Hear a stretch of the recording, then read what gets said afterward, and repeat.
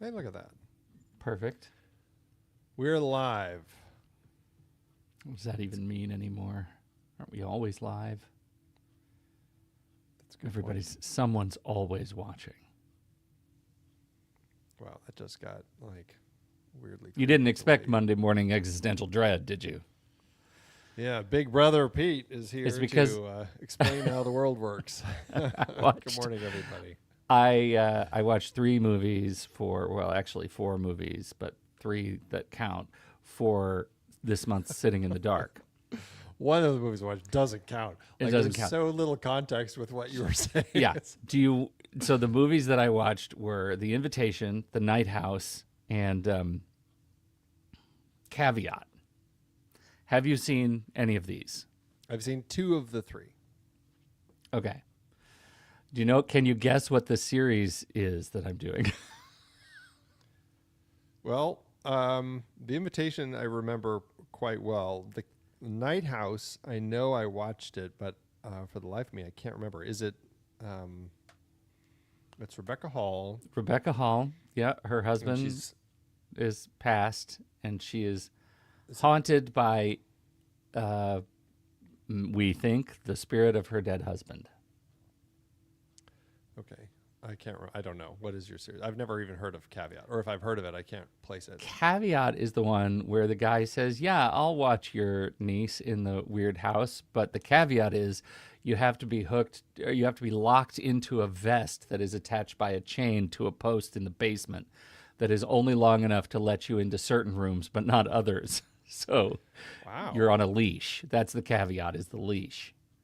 And man, shenanigans ensue in that one. Okay. The Well, it seems like theme house is, related. There's a house. well, you'd think so. The theme is, I said get out. The implication is you've had many opportunities to say no and leave, but you stay too long. You stay Okay. just to the point where you should not be there anymore. It's a very fragile concept, but the movies are good. It's always good to know over on Sitting in the Dark. They're exploring the Yeah. fragility of horror subgenres. I said get out. Lots of O's and U's. Oh my god, too funny. Yeah. All right. You we want to are- do this one? Yeah, we're here to talk about a movie. For those of you tuning in, we welcome you. Thanks for tuning in to our live stream as we record this. If you feel like throwing any comments or questions our way, we always welcome that. We generally don't bring them up until the very end during our what is the post-show chit-chat. So, but feel free to throw comments at us as we go. And yeah, I guess with that, Pete, take it away. I'm Pete Wright. And I'm Andy Nelson. Welcome to the next reel. When the movie ends, Our conversation begins. the letter is over. If you love a person, you can forgive anything. Okay, Andy, we're back to Bette Davis. Yeah, our Bette Davis series. We started this a while back, which was a fun series to have dived into. Let's see, what did we talk about? Do you remember all the Bette Davis films? Oh my gosh. Let's see, Dark Really? Victory, Whatever Happened to Baby Jane, All About Eve, Now Voyager, and The Little Foxes. So apparently you do. Well done. I was testing you. Yeah. See if you I did your failed. homework. So, and this is your add-on, and I'm curious. I mean, Bette Davis. There's so many reasons to talk about Bette Davis, but I'm curious what drew you to return to the Bette Davis series, and what drew you to discuss this particular film.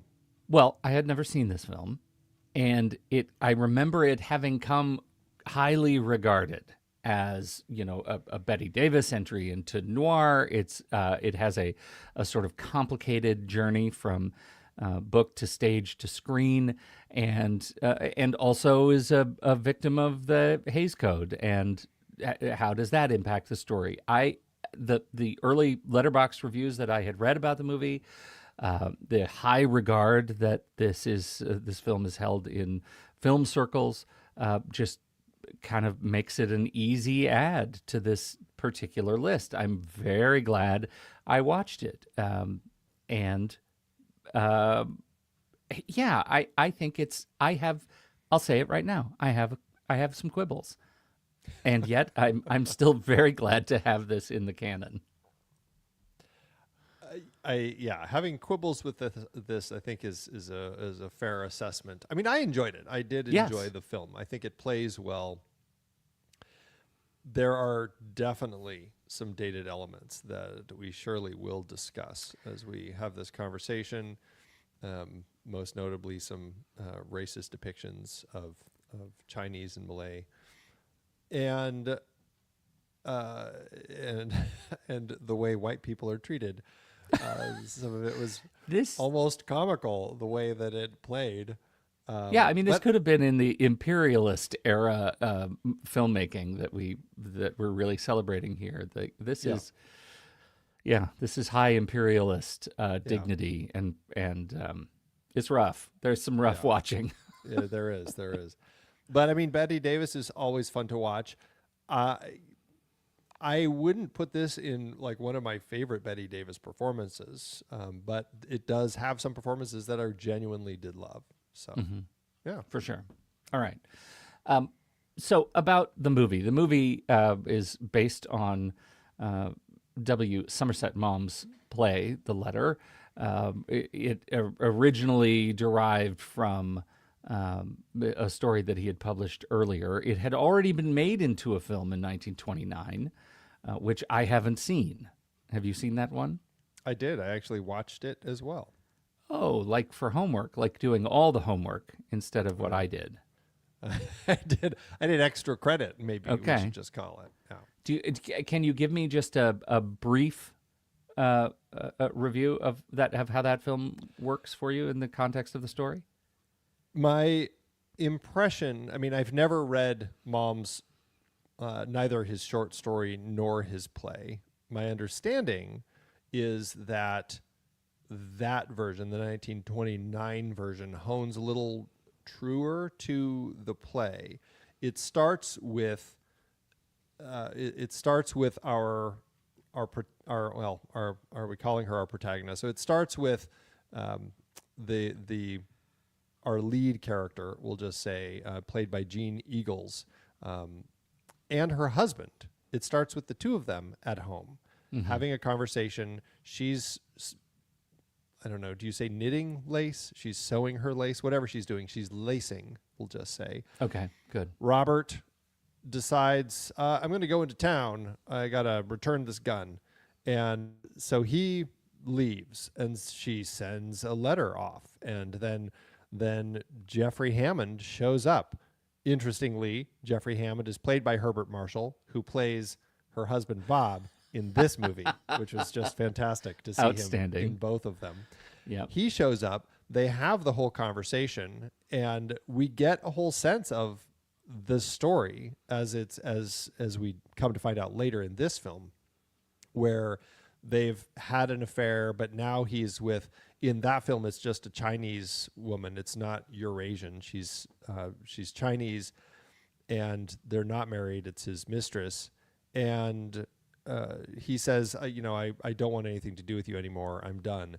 And in a fit of rage, she shoots him. So we see all that at the beginning. All of that's like laid out in front of us.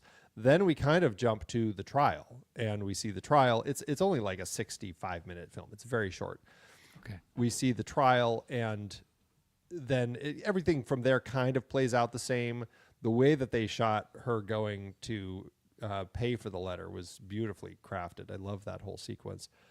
And then the story ends when, her lawyer tells the husband, he gives him the letter, and her husband sees what's been going on and wants the truth out of Leslie, and he gets the truth, and she's just like, having the line that she delivers, I can't remember what it is, but with all my heart, I still love the man I killed. The man I killed, right. So we get that line, and that's the end. Like, that's how it ends. Wow. Like, just fade to black, and we're done.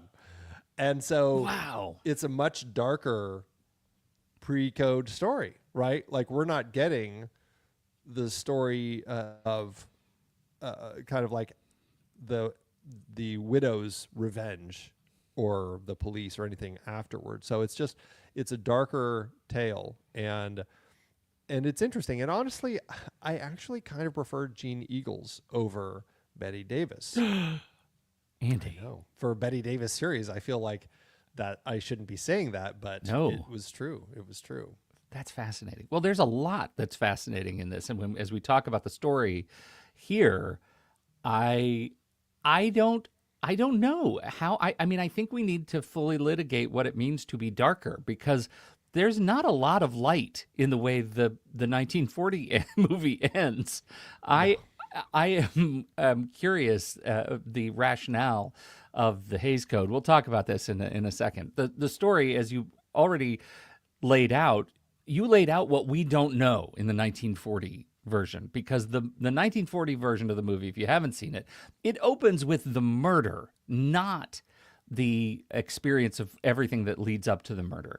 What follows as her husband and the attorney gather around Bette Davis, around Leslie, in their bungalow, is the start of a long lie that she tells to rationalize her murdering this guy. And the lie is that he came on to her, that it was one of, I mean, would you call it sexual abuse? Would you call it, I mean, was it rape? Was it, it feels like it was that she was dancing around. I think she paints it as rape. I mean, Okay. He tried to make love to me and I shot him. So That's the line. He tried to make love to me and I shot him. That's right. yeah. So everybody just sort of buys that.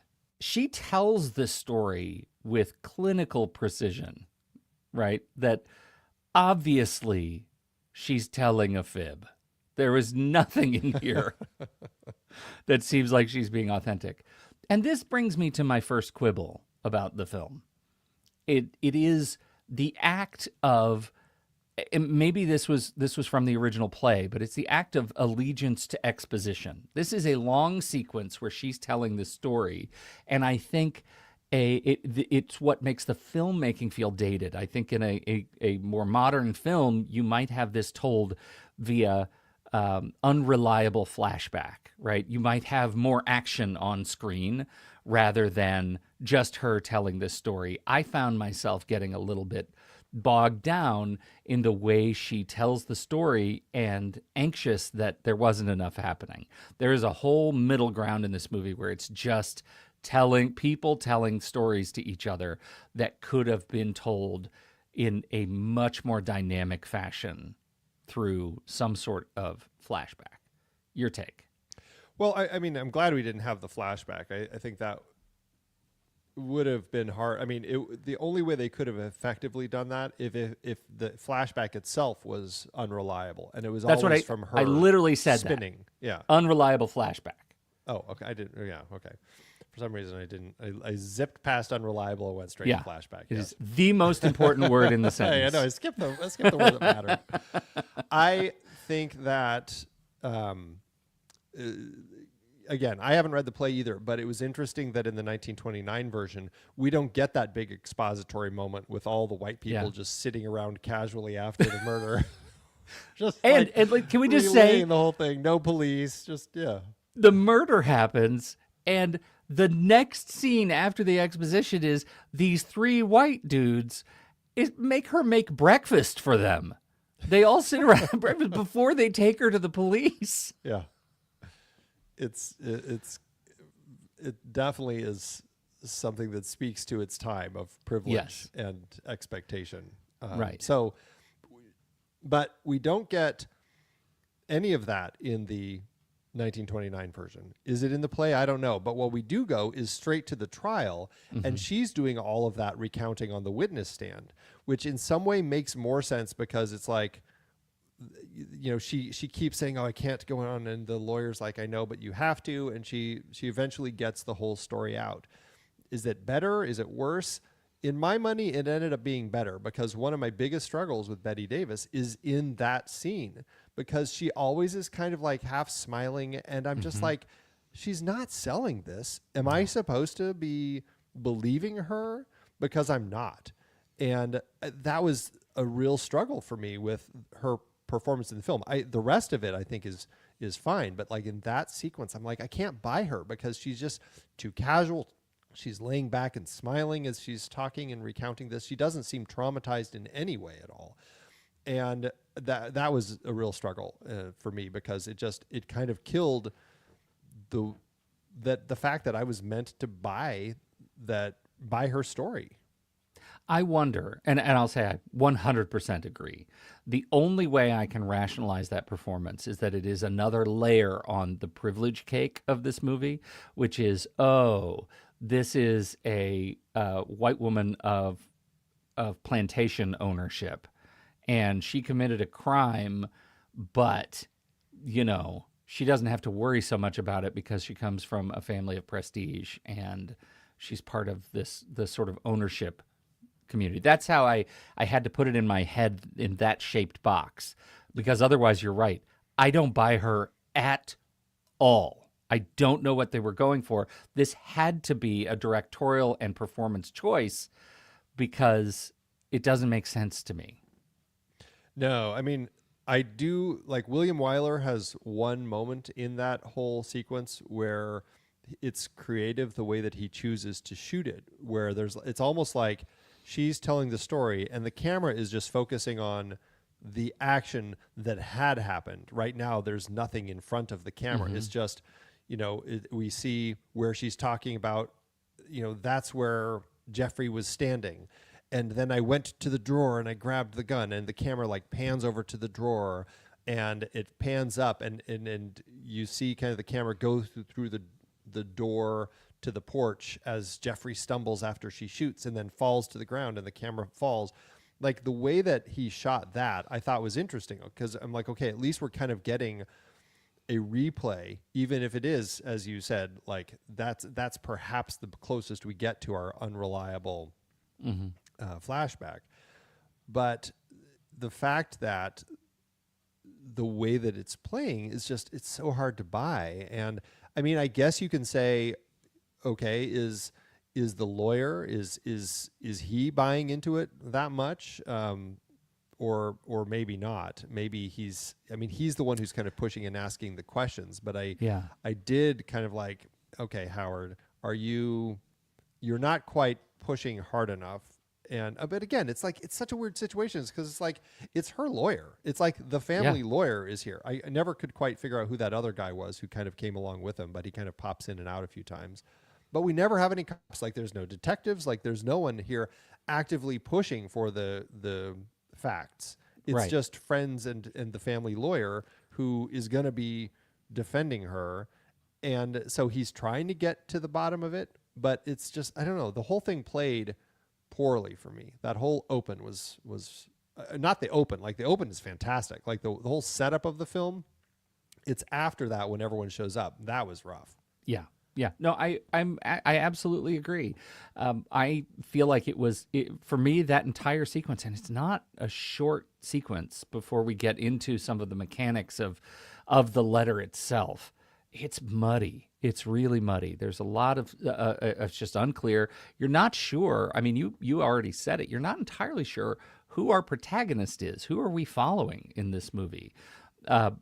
Who are we meant to have as our audience avatar? I thought at one point maybe it's the naive, the younger guy who's just there that you mentioned. We don't know who he is. That went away quickly. Pretty quick. He's disposed. So I'm not quite sure. I think it ends up being Joyce, the lawyer. I think we end up being more because he ends up being the character of moral fortitude, or not fortitude, moral awareness, in the end of the movie, and regret. And I think that's, so we'll get there. So after this sequence of exposition, we get to some of the mechanics of the letter. We discover everybody seems pretty happy with how things are going.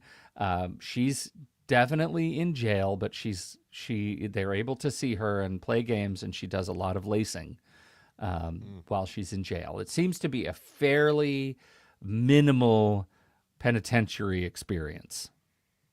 She seems like her. she's already kind of like best friends with the female warden. You know, Yes. it's just like, she's just so sweet.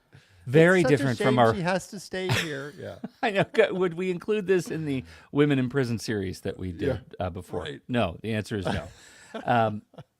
So we discover by way of the, I think, Chinese assistant to Joyce, Ong, that there is a third party who has in their possession a letter written by Leslie to the murdered Jeffrey, saying, you have to come over here.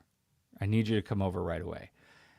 Leslie had already said, I haven't had any contact with him in weeks. And yet that letter was written the day he died. He was killed. There is suspicion.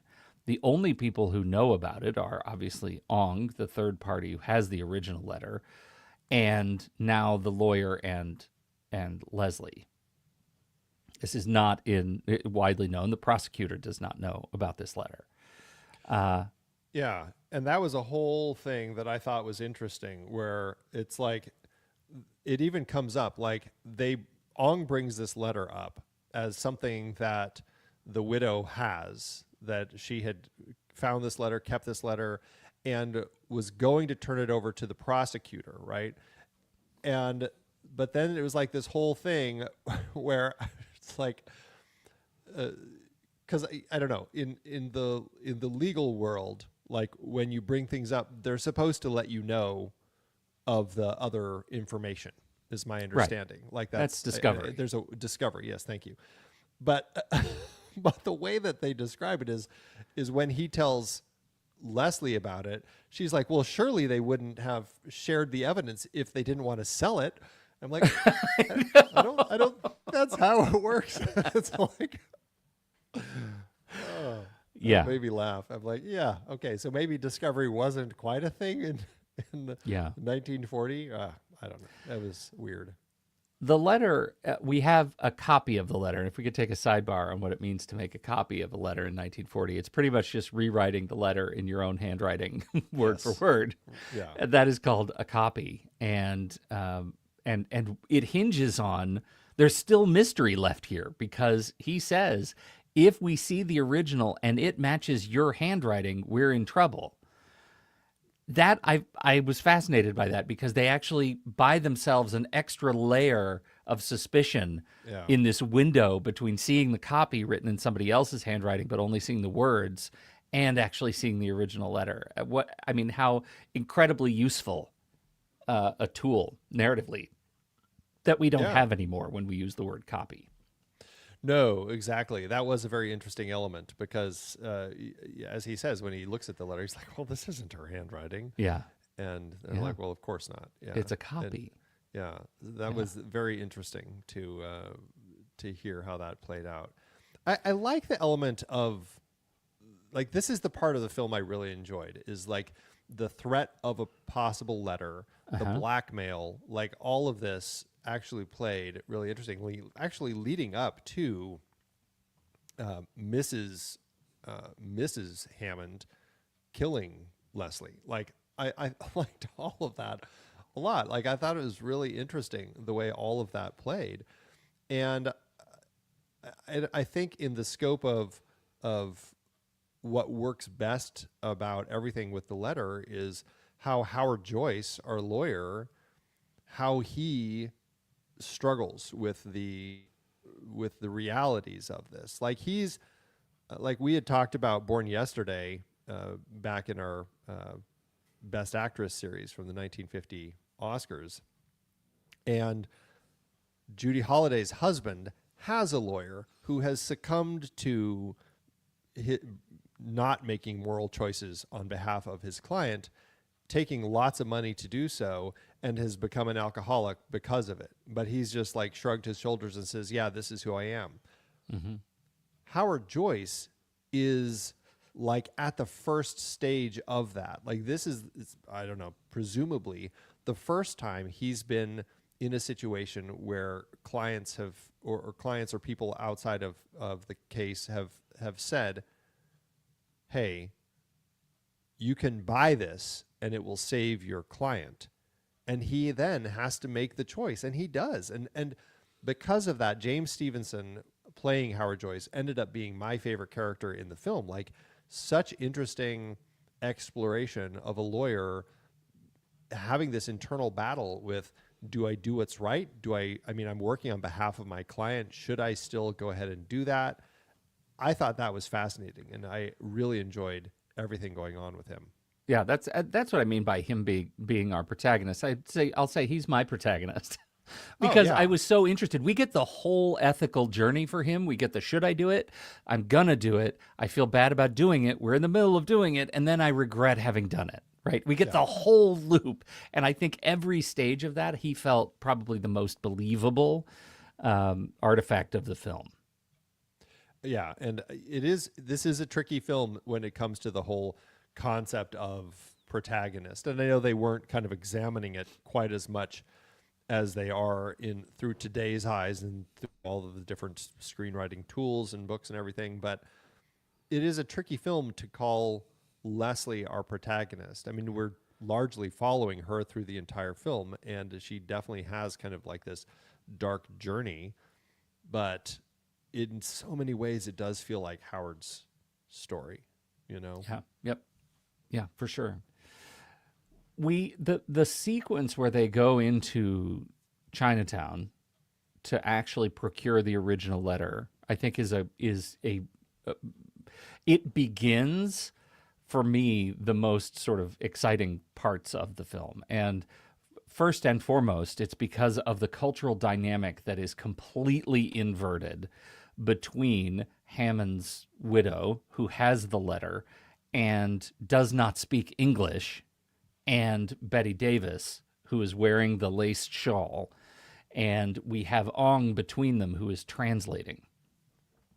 And the exchange as Hammond's widow takes power in this scene by standing on the high steps, by iteratively making Leslie remove pieces of herself, the protection of the shawl, come over. I want her to stand up and come over to me, all told through broken translation. And then finally handing the letter, but really dropping the letter on the floor, making Bette Davis bend to pick up the letter in front of her, I thought was really fantastic. Like, what a wonderful exploration of power between these two women that is completely turned on its ear. And that allows us, we should say they pay $10,000, whatever currency. Which is roughly about $200,000 in today's, yeah. Wow.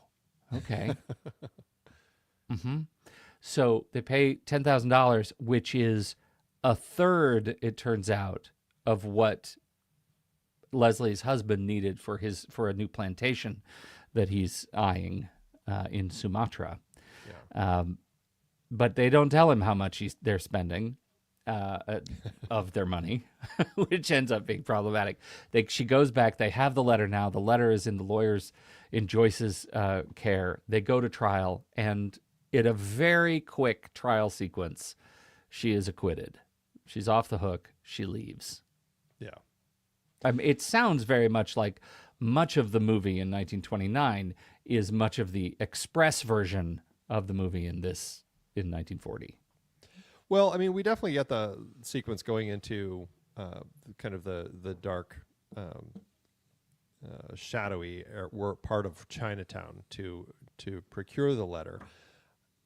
I really liked this. I kind of prefer the sequence in the 1929 version because, one, the widow speaks English. It's kind of broken English, but she speaks English. And two, because of that, she is made to do it alone. Like, Howard waits in the alley with the rickshaw for her, and she has to go all like down into this, down these dark stairs into this. It's kind of I don't know what we would call it, but there's a room with a lot of women behind a cage. Like it's almost like I was like, is this a? Because in the 1940 film, it feels like an opium den. Like the one guy is smoking opium. Here, it felt like, okay, are these all prostitutes, or like what's kind of the situation here? But they're all kind of behind this caged wall, and the whole thing plays, but it's just Leslie interacting with Mrs. Hammond. And it's so creepy. And when she drops the letter, like all of the other women start laughing at her, and it played so well. This version, I think, plays fine. I enjoy how it plays. I enjoy all of that stuff. If there's a big problem, we haven't really come out and completely said it, but it's the fact that Gail Sondergaard, a Hollywood actress of, I believe, Dutch origin, is in Yellowface and is playing Mrs. Hammond, Rough. the Eurasian. Yeah. It plays poorly. It's just kind of, and you know, I'm sure we talked about Gail Sondergaard in a similar situation, because we talked about the Anna and the King of Siam, which came out a few years later, and she in that film is also playing somebody of Thai descent, as she's the wife of the king. And so it's like, man, what was going on in Hollywood that, one, Gail Sondergaard was the person to go to if you needed somebody to play an Asian actress, and two, just the fact that they were doing it. You know, it's like, ugh. So they make a big deal of calling her Eurasian over and over again. And was that in 1929 too? No, she's Chinese. She's a Chinese mistress in the 1929 version. Do you think Eurasian was some way to buy them some early credit for making a Dutch woman play Yellowface? No, it was the Hays Code actually told them you can't have it be a Chinese woman, and Eurasian was their the way that they placated them. So I didn't catch that. That's fascinating. Yeah. The Hays Code was... I don't know how... Oh God, so dumb. The Hays Code, yeah. So dumb. So... Okay. We're not yet to the dumbest part of the Hays Code, which is the end. So they have the letter. The final reveal... Well, it's not even the final reveal, but the reveal when her husband sits down with her and her lawyer and says, "You guys, I'm very excited about this Sumatra thing. I just need to go get my money, and I've got an investor, and we're going to have our own plantation. It's going to be great." There's a lot of hope and exhilaration. And the lawyer says, you know, "I paid $10,000 of your dollars," as you said, $200,000 of your estate in today's dollars, to get this letter back. real sorry. But you don't have the money you thought you had to make this deal. And then he wants to see the letter itself, the original letter, and she finally comes clean. She has Joyce give her husband the letter, and she says, "I loved him hard, and I saw we were getting together all the time, and I had him come over, and I had him come over because I heard rumors of this other woman that he loved her, and he said, yeah, I did. I really love her. I love her so much. I'm going to be with her and her only." And it was that bit of ugliness that caused Leslie to pick up the gun and shoot him 6 times. Yeah. Crime of passion. Yeah, absolutely. And you know, it's I mean, there's an interesting depiction of relationships at that particular point in time, which I actually thought was interesting. The fact that, you know, she is brought over here. I mean, she kind of, in some way, blames Bob for a lot of this. The fact that you brought me here, you put me here in this situation where, you know, I'm the wife of a plantation manager, and there's nothing else to do, and no, you know, I have nothing here, and you kind of put me in this situation where I'm just looking for anything, and it's not right. It certainly doesn't justify any of it, but I don't think Bob had ever really thought about any of that, you know? And so I thought that was interesting. Like, I really liked Herbert Marshall so much in this film, and loved the way that he played the husband and struggled with, you know, what she had done. And then at this point, the truth and the realities of all of that, and the nature of how Howard's just like, you know, he's gonna forgive you? And she's like, yeah. And like, that's kind of who he is. And I thought that was an interesting tell, that they recognize that it's the truth kind of broke Bob, but he will forgive her and move forward. He will, in spite of himself. And Yeah. he continues to forgive. And all this is happening on the eve of a party celebrating her freedom. So the next scene, he's in his dinner jacket and he's standing at their bar in their estate, and he's drinking, and he's very, very sad. And she finally enters the room and everybody's congratulating her on her freedom. And we get to watch him just exude the scorned husband. I think it's a great sort of cap to exactly what you're talking about, and how good Herbert Marshall is. This is when things get a little bit. I just am a little fuzzy, so I need you to help me. When they go to Chinatown, she opens a box in this in the antique shop, I guess, where they are, and she sees the lovely pair of blades with an ornate handle. She touches it and then goes about her business. After this party, she goes into her chamber, her room. She opens the balcony. I guess this would be before she goes out to the party. She opens the balcony and she sees one of these knives on the ground outside of her balcony door, of her veranda. She does nothing with it. She closes the door and goes out to the party. Later, she comes back and opens the door. The knife is gone. What is the significance of that exchange? Having the knife on the ground and then having it taken away? Well, in that, right before she goes out to her porch, she's like sitting there and looking at herself in the mirror, and we do see a figure kind of walk by and kind of look in at her. And so presumably it was the widow's friend who'd kind of helped kind of connect the her henchman. along. Yeah. And I don't know. I also was just like, did he plant it there as a hint to her that we're coming after you? Was it meant for her to take, and they were going to try to frame her in some way? I wasn't really sure what the whole point of that was. It was a strange thing. It seemed to only be there to just give the audience a sense of impending threat, I guess. Okay. But it didn't seem that well placed in the story. I'm really glad that you don't have a whole lot more than I did out of it. It felt fuzzy to me. Yeah. That does lead us to the final exchange between husband and wife, where he says, if you love someone, you can forgive them of anything. He says, they kiss. He looks at her. He says, do you tell me honestly, do you love me? And she says, no, I can't do it. I can't. I love the man I just killed. Yeah. And he stands and walks away. She goes outside, tears on her face. And this is where things, as you said, in the 1929 movie, the movie ends. Presumably the play ends somewhere along those lines, too. Yeah, I'm guessing. There was frustration from the Hays Code that she got away in those other movies, that she was the one who was the criminal in this case. She was, and she got off without punishment.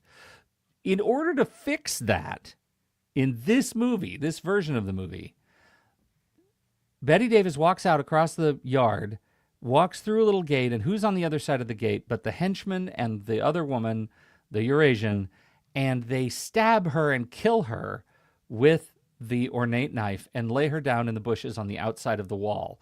And as they walk around the corner, there's a police officer there who doesn't ever see the body but walks away with them as if he knows everything. Very fuzzy. Final shot is a great shot.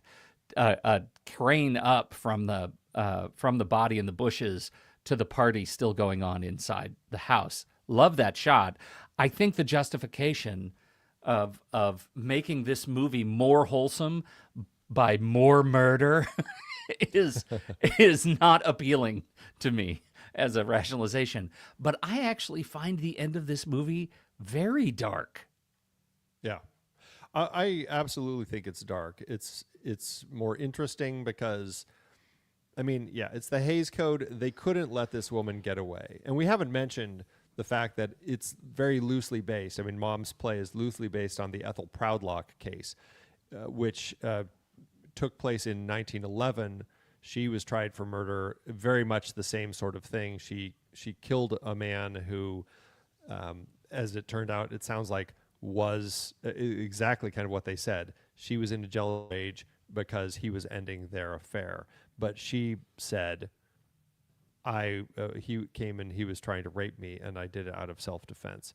It happened in, they were living in Kuala Lumpur, at the time Malay, and they found her guilty and sentenced to hanging, and then they retried her, and she ended up, or I don't know if they even retried her, but the Sultan pardoned her.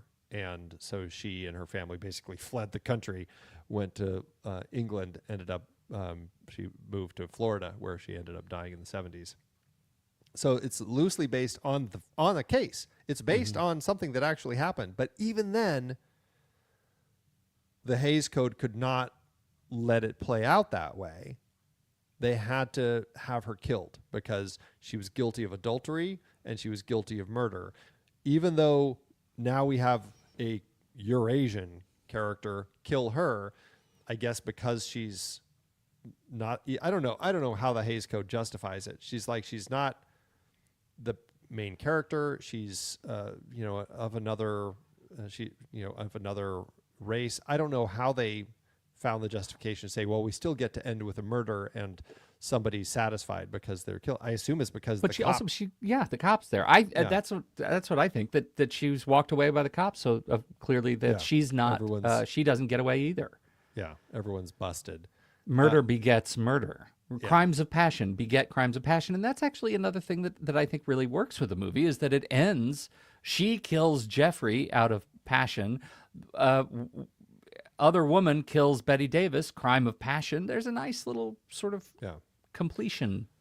Well, and another thing that I liked is as much as I don't like Gail Sondergaard playing the part, I thought there was an interesting element here that I think it was Ong who actually talked about, like, I can't remember what Howard said to him, but something about like the Chinese way, or is this the way that you people do things? When he finds out that Ong is working on behalf of, Ong is his assistant. Blackmail. He's his assistant, but he's essentially facilitating this blackmail to get $10,000 for this letter. And as it turns out, Ong is getting 2,000 of that 10. So, but what I found so interesting is Ong's response to that. It's like, it's things that we learned from you. And I'm like, okay, so I like that we're at least finding ways to kind of pin the blame on these colonizers, know, and I thought that was actually an interesting element to it. But I hated Ong in the best possible way, right? That the way that character is played, the way he smiles all the time, like I found myself just in the perfect amount of, diabolical. You're the worst kind of portrayal. He's really good. Not hating the actor or the performance. You're hating the character because that's exactly what we're supposed to do. It's exactly what we're supposed to do. And he was great. He was really, really great. I liked him quite a bit. That was Sen Yung, who played Ong, who would go on to be Charlie Chan. No, he was Jimmy Chan in the Charlie Chan films. So he was kind of prominent. But I liked the ending, as you were saying. Like, all of that, I think, plays in a really interesting way. Like, I love how dark it is that Mrs. Hammond gets away with blackmail with this $10,000, and then she still goes and kills the woman who killed her husband. Like, I thought that was fantastic. I personally really could have used without that final shot of the police. Like, it just, that it felt the most Hays Code of all of it. It's like, well, we have to make sure that they're stopped. And I'm like, ugh. But this is the conflict that comes when you're watching a movie that is at once dated, incredibly dated, and also timeless, right? Like, there are some really timeless sort of bits of intrigue at work in this movie that work really, really well. blackmail and all the sorts of subversion that goes along with that. And yet the stuff that is dated just sticks out horribly. Yeah, there's some really rough stuff. And reportedly, I don't know. I read that Bette Davis said that what did she say about the Hays Code? That she said it sucked the story out of movies. I've got that quote completely wrong. But she was on. I think she was on Team 1929 in terms of. I think in general everybody kind of got frustrated with these often inane requirements that the Hays Code made these directors and producers change in their film in order to pass whatever thing that they felt they needed to kind of pass in order to make it sanitary. Yeah. It's ridiculous. Yeah. Bette Davis, I know I talked about kind of my struggles with Bette Davis at the beginning. Like, I really couldn't buy into her at all. But I will say, like, through the rest of it, I thought she did a great job. And it's interesting because she apparently suggested to William Wyler, who, I mean, they had worked before. It's not like this is a new relationship. But she had said, I don't think I should look at him, at her husband, when I confess that, I couldn't have killed, or I still love the man I murdered. Like that whole thing. She's like, I shouldn't look at him. No woman, she said, no woman would be able to do that when they admit something like that. And Wyler disagreed. She walked off the set but came back and did it his way. And she would always say her version would have been better. But I don't know. I thought it was fine. Like I bought into her confession at that particular point. I feel like enough had happened where I could see her doing that. What did you think? Yeah, because she wasn't admitting it for the first time, right? Like it wasn't news in that way. I think her just coming to terms with it, like she was just punched in the gut, and having it erupt in a fit of honesty is like right into his face was very powerful. And I think it's no woman would do that. Come on. No woman. Surely not everyone was kung fu fighting, right? Like no woman. Yeah. No. I don't What a care white for it. man thing to say. What a white man thing to say. Yeah. Yeah. Well, I mean, I enjoyed the film. I think that there's a lot of fun stuff going on with it. I think that it has its issues, but and it certainly isn't my favorite of Bette Davis's films. But I think in the scope of things, I enjoyed it. I enjoyed what they were doing with this story. Yeah. But it sounds like you'd return to 29 before 40. I would. I mean, well, one thing we haven't talked about, other than the interesting way that Wyler kind of shot that, kind of like the POV, the cinematography is gorgeous in this. Like there are some shots where she's like the way that he plays with moonlight, and we see a lot of that with the moon. Oh, a lot of moonlight coming in and out of the clouds and everything. And there's a few shots of her looking out and through like the screen that's on their veranda. And it just like all those lines on her and everything. It's just like such great like film noir sorts of looks. Like the cinematography in this was really, really beautiful. I loved the look throughout. Yeah, me too. I thought it was, it just used contrast in such a beautiful way to sort of move us through these emotional states. I thought it looked great. Looked so good. Yeah. William Wyler is what is the other film that they did together? Well, Little Foxes? That did he direct Little Foxes? Jezebel is the film that. Oh, they did Jezebel's together. the one. Yeah. But I mean, I don't know if we've talked about. Have we talked about Wyler with anything? Wuthering Heights. We did that 1939 in our Best Pictures of 1939 series. And you're right, the Little Foxes. God, for some reason, I forgot he did that as well. Best Years of Our Lives. So we've talked about a number of several of his films. Yeah. Funny Girl. Ben-Hur, Tale of the Christ. I really enjoy Wyler and kind of the stuff he does. I think that he's a strong director, and I mean, I think the way that he modified, who wrote the script for this? It wasn't him. It was Howard E. Koch. But kind of, I would assume kind of like the two of them working to kind of craft something that expanded on the play. Because again, if the play largely is what you get out of the 1929 film, they definitely expanded it a little bit. And I think other than kind of the expository, let's sit down and lay all this out, I definitely enjoy what they did here. Yeah.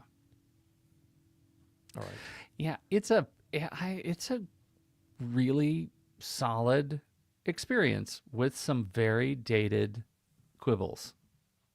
Yeah. I feel like if you want a really interesting snapshot of Hollywood's attention to empire and race and class as like systemic decay by way of imperialism, this is a great movie to look at.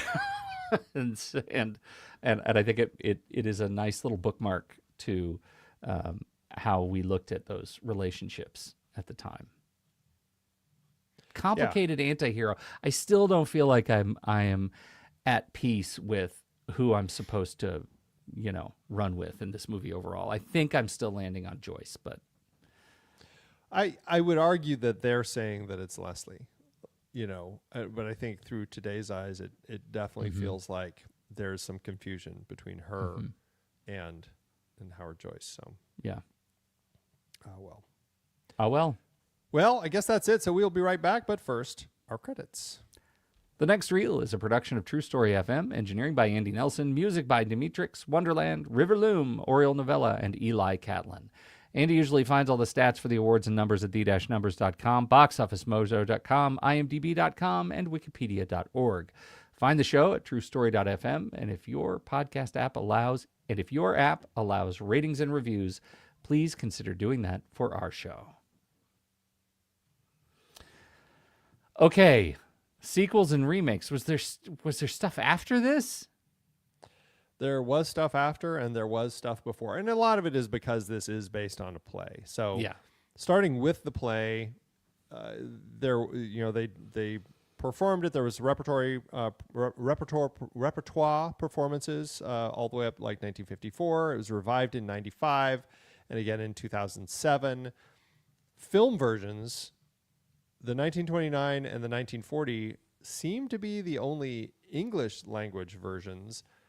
But then there's a German version in 1931, a French version in 1930, a German version in 1931, a Spanish version also in 1931, and an Italian version in 1931, and then a Russian version in 1987. On top of that, then you have, it's not this film or the play, but the Ethel Proudlock case was referenced in the 1977 film East of Elephant Rock. So there's plenty of film versions. On TV, there were 6 TV anthology series adaptations in 1950, 52, 2 and 56, 1960, 1969, and then a made-for-TV movie starring Lee Remick made in 1982. Last but not least, back to the stage, somebody adapted the letter into a musical called The Bloomers in 2000, and then the Santa Fe Opera commissioned an operatic version in 2009. So wow. It's a story that apparently people really are drawn to. It's funny to me that after all of these versions, this is the only one I've seen.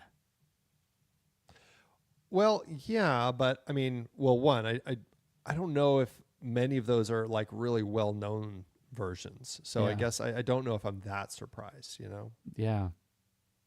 I am very curious now. I'm definitely going to I'm going to check out 29, especially because it sounds so easy to digest at 65 minutes. But I'm really torn on the decision to open with the exposition versus actually showing us the story as they do in 29 as you tell it. I'm curious about that. I really preferred the opening in the 1940 version. Like it's such a great way to open a film, you know, and then it leaves it mysterious. Like there's no mystery about what's going on in the 1929 version. The only mystery is, will she be able to get away with it, is really kind of what we get out of that one. Yeah. Right. Interesting. Yeah. Okay. At the box office, Andy, how did it do? The awards first? I do. Would you tell me all about? It's award season, Andy. How did it do? Did it bring home the gold? Well, it did have 5 wins with 9 other nominations. At the Oscars, it was popular. It had 7 Oscar nominations, but it didn't win any of them. Best Picture lost to Rebecca. Best Actress Bette Davis lost to Ginger Rogers and Kitty Foyle. Best Supporting Actor James Stevenson lost to Walter Brennan in The Westerner, and sadly he would die like shortly after all of this. Best Director lost to John Ford for The Grapes of Wrath. Best Cinematography, Black and White, lost to Rebecca. Best Film Editing lost to, this is a film that in some way I want us to work into a series at some point, a film called Northwest Mounted Police. About a cop who goes up to Canada to solve something, and last but not least, Best Musical Score, but lost to Pinocchio. At the National Board of Review, James Stevenson was nominated for Best Acting, and won, sharing it with a film he was also in Shining Victory. The New York Film Critics Circle Awards, Best Director, nominated but lost to John Ford for The Grapes of Wrath and The Long Voyage Home. And Best Actor, but lost to Charles Chaplin for The Great Dictator, who apparently refused to accept his award for some reason. And of course, we love talking about the Photoplay Awards. That's right. It won 4 Photoplay Awards. Best Pictures of the Month in February of 1940. It won. Best Performances of the Month for February, Bette Davis, James Stevenson, and Herbert Marshall all won. So, yeah, there you go. Okay. Not bad. Not too bad. Especially those Photoplay Awards. Just makes me happy and warm every time we hear it. Oh, How did it do at the box office? Do you have the money? Oh, here we are, Pete. Yet another in Pete's line of films choices that provide no data. Other than the fact that the film premiered on November 14th, 1940, I couldn't find anything else about its budget or how well it did. The only other hint I have is from Wikipedia saying this film was a huge hit with the public, but that's also not something that provides a reference to back it up. So I guess we'll never know. We are going to be doing some sort of a report at the end of the full annual season that says how many of my movies versus how many of your movies actually have budget numbers, because you're getting dangerously close to gaslighting territory. Yet another of Pete's picks, please. That's right. Please. All right. Well, I'm glad we talked about this movie. I'm glad we have it in the catalog. I'm glad we're adding it to our Bette Davis collection, which is available. You can see all of the movies right in one handy page. We'll put a link to the Bette Davis movies we've talked about over on the website in the show notes. Yeah, absolutely. Check them out. Lots of great movies to discuss and watch. So check those ones out as well. And that is it for today's conversation, everyone. Next week, we're kicking off a brand new series of Pete's Design, True Lies, stories of real people who just can't seem to tell the truth for one reason or another. And we're kicking things off with Mariel Heller's Can You Ever Forgive Me, starring Melissa McCarthy and Richard E. Grant. All right, let's do the ratings. Letterboxd.com, Andrew, letterboxd.com/the next reel. That's where you can find all of the ratings and reviews for all the films we talked about across the Next Reel family of film shows. And we're going to do it. We're going to put stars and hearts on this movie. What are you going to do? It doesn't sound like it's going to be a 5-star and a heart barn burner for either of us. No, and it's not even 4. It's 3 stars and a heart. Like, I enjoyed it. I think there are a lot of elements in it that I found enjoyable. I didn't love it, but I had a fun time watching it. And so I think adding a heart to it is absolutely fine too. 3 stars and a heart. I was going to feel guilty if my 3-star and a heart met your 4-star and a heart. I feel redeemed at sticking with 3 stars. It's a solid movie with just enough quibbles. Mostly, a movie that gives me such joy to go watch other movies about the same story is probably not a 5-star movie right off the bat. So 3 stars and a heart. It is interesting, and reading about the actual case it was based on. Like, I wonder if there's material there for somebody else to go and try to tell more of the actual story. Like, I'm curious, Yeah. If this is kind of it. Like, there's not much more to it, but yeah, it could be interesting. So, For sure. well, anyway, that averages out to 3 stars and a heart over at our account at Letterboxd, which you can find at the next reel. You can find me there at Soda Creek Film. You can find Pete there at Pete Wright. So what did you think about the letter? We would love to hear your thoughts. Hop into the Show Talk channel over in our Discord community, where we will be talking about the movie this week. When the movie ends, Our conversation begins.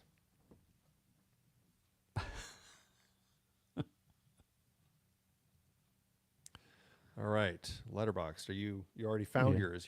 well, I don't know. I'm Little chuckling. chuckles over there. I'm chuckles. I assume you're happy with your. All right, let me see what I can find. I had already looked at some, and I thought I had one, but now.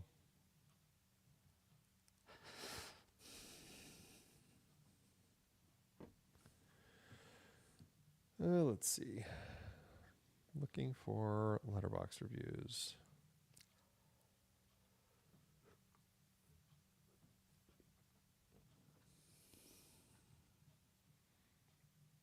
I might just do this one. All right, I'm good. Okay. Letterboxd, give it Andrew. Andrew. Pito.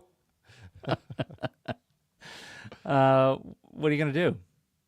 I went right up the middle, 2.5, with watched by black heart emoji. The lighting is sexy. Bette Davis gunning a man down is sexy. But do you know what's not sexy? Yellow-faced and racist stereotypes. Absolutely. There are a lot of the reviews that lean on that particular moment, right? He tried to make love to me and I shot him. The gestalt of this movie.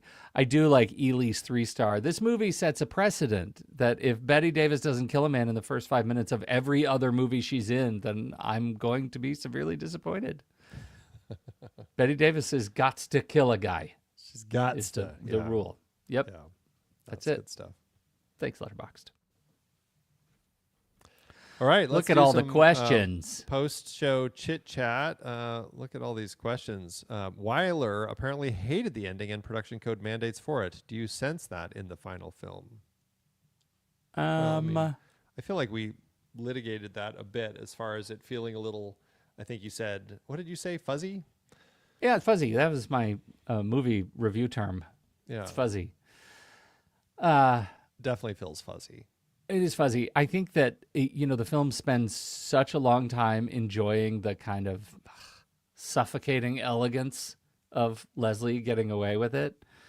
That whole middle stretch of the movie is about how a lie can be managed by class and money and prestige. We talked about it. And the ending just sort of whiplashes you right into moral accounting. And that, I think, is the tell. Like, the movie is such a long stretch in the middle where it's just really, we're managing a lie, and we know she's going to get away with it, and everything's going to be fine. And then she's struck down suddenly. Dark. I enjoy it, but I think that's the sign. That's the fingerprint.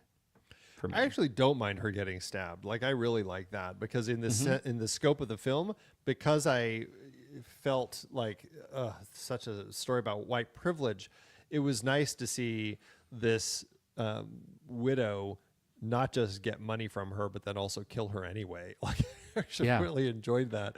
I really was like the little bit with the cop at the end. I'm like, oh, come on, just let her get away with it. But like, that's perhaps Wyler's fuzziest bit of moment in there that I would say, okay, maybe that's him saying he really hated doing this, but yeah.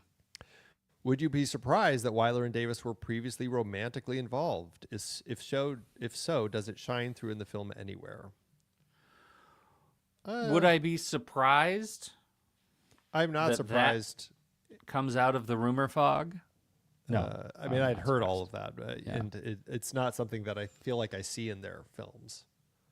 I think what we get is a visible sort of intimacy of the craft. Like Wyler, I think really knows how to how to photograph Betty Davis, and she obviously trusts him enough to give the performances that she gives for him. I think it's but I don't necessarily know that directly relates to whatever potential relationship they had.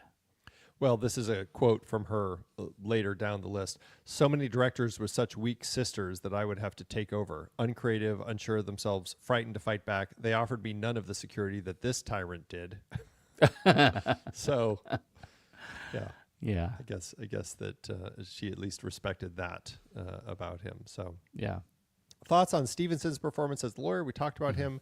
He died the next year of a heart attack. What later 1940s or 50s parts would he have been interesting in?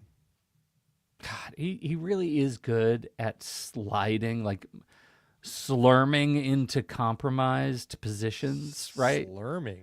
Such a Wow. good word, right? I would want to watch him in anything else that deals in prestige corruption, right? Like the respectable guy who just can't stay respectable because events are out of control.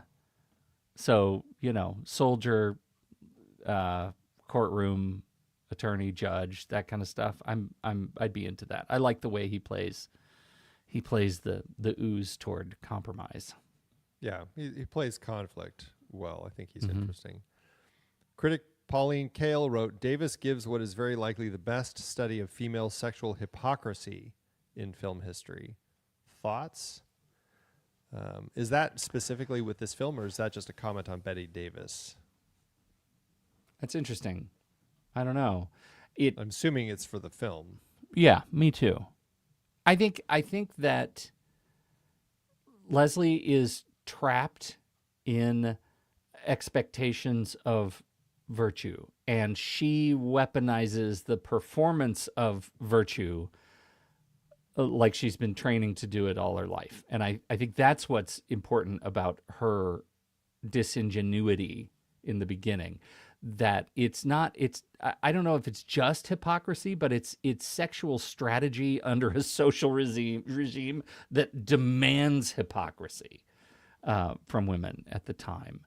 And that's why I think the film gets away and the story gets away without caring whether she's good or bad. It's just much more interested in caring how she acts good or bad when it matters and what it costs her at the end of the movie. Yeah, I mean, if anything, I think that there's an interesting element to what Kael has to say there, but because I struggled so much with that opening expository explanation of what happened and the fact that I couldn't buy Davis through that, it's hard for me to say it's the best study of female sexual hypocrisy. But Yeah. would you call this a film noir in prestige key? Why or why not? I think a lot of people classify this as kind of a proto noir. Mm-hmm. It's kind of on the cusp of it. It certainly feels like we're leaning into that world. So It is. I mean, it has a lot of the ingredients, right? It has the adultery and the murder and the desire, sick desire, and moral compromise, and all of that. The shadows, God, it's got all the visual treatment of noir. And yet here we are with this glamorous star and a literary source, and so I can see noir adjacent. I use that too much, probably. yeah. Let's see. Warner Brothers used to never have writers on set during production. Wyler's working process was to have them on set to help with improvising during rehearsals and shooting. Which I think some of that speaks to the way that this feels. They definitely expanded from what it was, but also some of the struggles that we have, some of the expository bits. What did you think of the moonlight use? Apparently, Wyler decided to use it as a symbol of Davis wanting to avoid the memory of what she had done. I love it. I love the use of moonlight, and I love the reflection that we get every time she is under it in direct light. It's usually it reminded me a little bit of the way the way Ryan Johnson uses light through the windows in Wake Up Dead Man. Like, it always feels like we're learning something about her as when she's under the influence of the moon. I thought it was very effective. I liked it too. I don't know if I quite read it that way, but it like the light and the shadow and the way that it played, like it created moments of illumination, and then it also, when the clouds had covered up, created these great moments of obfuscation, and I just liked the way that that worked. So we talked about racial hypocrisy a little bit. How would you compare its treatment of that issue with, say, The Searchers or other Westerns interested in tackling race themes?